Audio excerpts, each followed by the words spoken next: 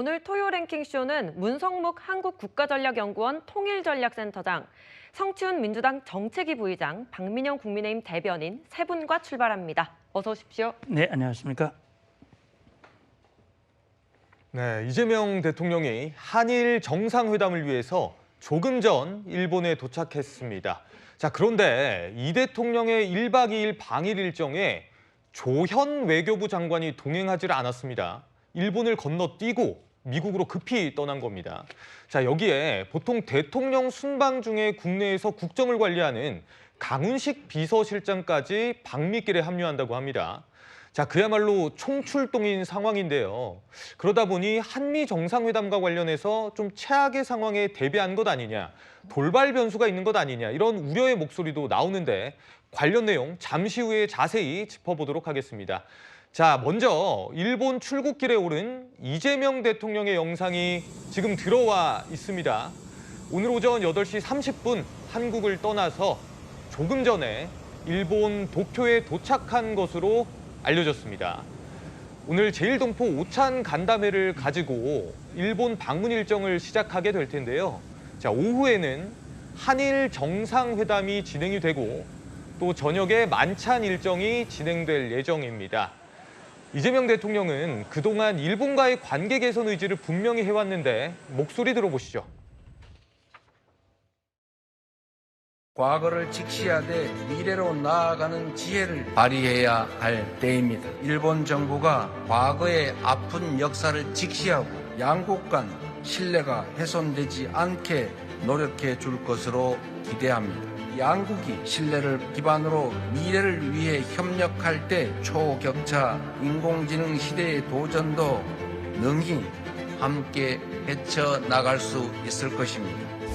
김대중 오부치 선언과 같은 한일 관계에서 명확한 관계 설정을 해놓으면 좋겠다. 그 점에 전적으로 동의하죠. 저도 계속 노력할 겁니다. 네, 한국 대통령이 미국보다 일본을 더 먼저 방문하는 게 굉장히 이례적인 것 아니냐 이런 평가가 나오는데요. 이 한미 정상회담을 앞두고 한일 회담에서 안보 협력 결과 등을 지렛대로 삼겠다 이런 해석도 나오고요. 또 이 대통령의 일본 중시 기조를 보여주는 것이다 이런 해석도 나오는 상황입니다. 이 대통령은요, 한일 정상회담을 앞두고 일본 언론과 서면 인터뷰를 진행했는데 내용을 먼저 살펴보도록 하겠습니다. 자, 이번 기회에 김대중 오부치 선언을 잇는 새로운 한일 관계에 관한 공동의 선언을 진정한 새로운 한일 관계를 만들고 싶다 이렇게 얘기를 한 겁니다. 센터장님. 네. 사실 지금 방일 일정이 1박 2일로 좀 짧지 않습니까? 그렇습니다. 그런데 지금 방금 얘기한 김대중 오부치 선언처럼 의미 있는 선언, 메시지를 좀 만들어낼 수 있을까요?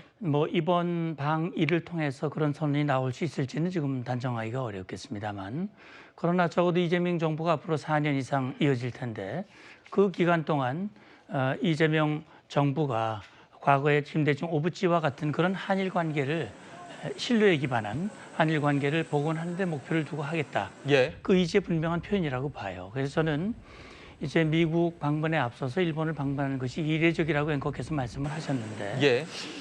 그런데 이게 사실은 한미 정상과 밀접한 연관이 있다고 생각을 해요. 예. 왜냐하면 미국도 한일 관계를 중시하고 있거든요.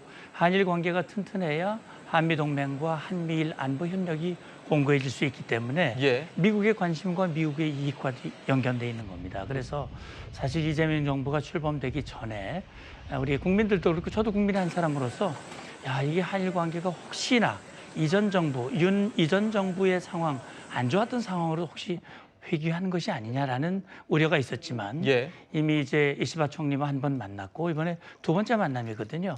우리 대통령이 직접 간다고 하는 것은 의미가 있어요. 그래서 한일 관계를 중시하는 이재명 정부의 확고한 입장을 재확인을 하고, 그다음에 미국에 대해서도 우리가 이런 입장을 가지고 간다라고 하는 것을 보여주는 것은 한미 동맹 현대화를 논의하는 데 있어서 중요한 바탕이 될 수 있다라고 하는 점에서 저는 좋은 선택을 했다고 봅니다. 그러니까 이제 일본과의 회담이 중요한 징검다리가 될 것이다 이런 취지로 얘기를 해주신 겁니다. 자, 일본 언론과 서면 인터뷰에서 이 대통령은 과거사에 대한 생각도 밝혔습니다. 자, 해결에 이르지 못한 여러 문제가 있는 것도 사실이다. 좀 문제에 너무 매몰되어서는 안 된다고 얘기를 한 건데요. 센터장님. 네.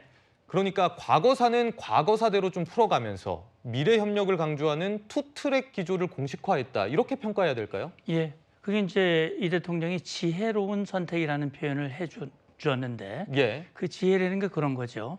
일본이가 과거사로 인해서 아픈 그런 상처가 있는 건 분명합니다. 그리고 그걸 해결을 해야 돼요. 지금도 일본이 우리의 뜻과는 다른 그런 언행을 하고 있거든요. 예. 독도 문제라든지 여러 가지 위안부 문제라든지 이런 것들이 있지만 과거에 매몰되면 결국 현재와 미래를 개척할 수가 없거든요.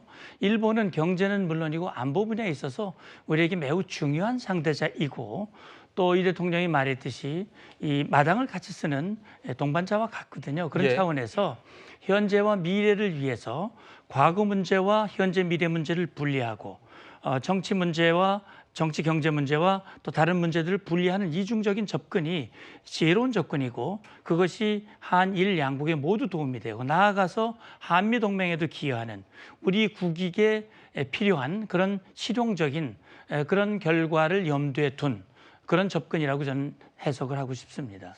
알겠습니다. 한일 정상회담 결과가 어떻게 나올지 지켜봐야 되겠고요.